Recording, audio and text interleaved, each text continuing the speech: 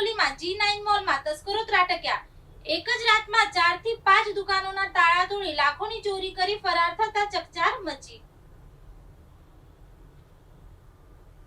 29 વર્ષીય યુવકનું અચાનક મોત। સમગ્ર વિસ્તારમાં શોકનો માહોલ છવાયો।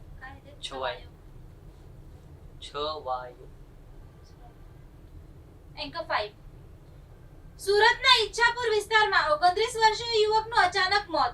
સમગ્ર વિસ્તારમાં શોકનો માહોલ છવાયો।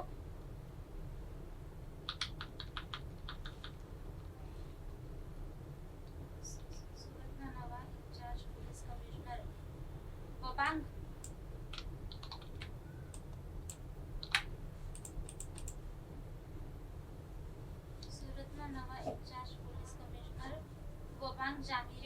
વાબાંગ જામીરે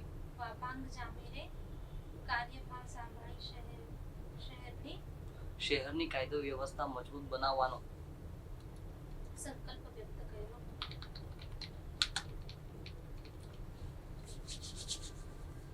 એન્કર 6 સુરતના નવા ઇન્ચાર્જ પોલીસ કમિશનર વાબાંગ જામીરે જો શબ્દ તો જ વાત।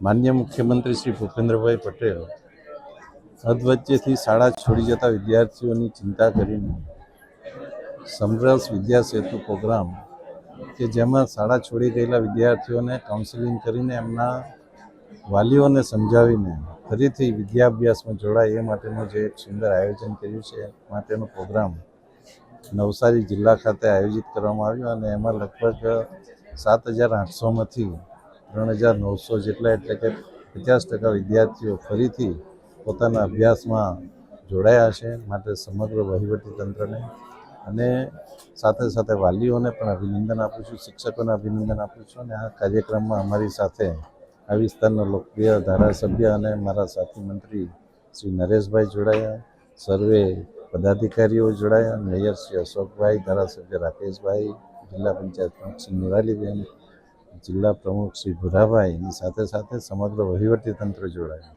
સમગ્ર નવસારીની જનતાને અને સૌ વાલીઓને હું અભિનંદન આપું છું કે આપણે સૌ આવા કાર્યમાં જોડાઈને શિક્ષણને વેગ આપીએ, કારણ કે શિક્ષણ એ જ કોઈ પણ સમાજનો, રાજ્યનો અને દેશના વિકાસનો પાયો છે।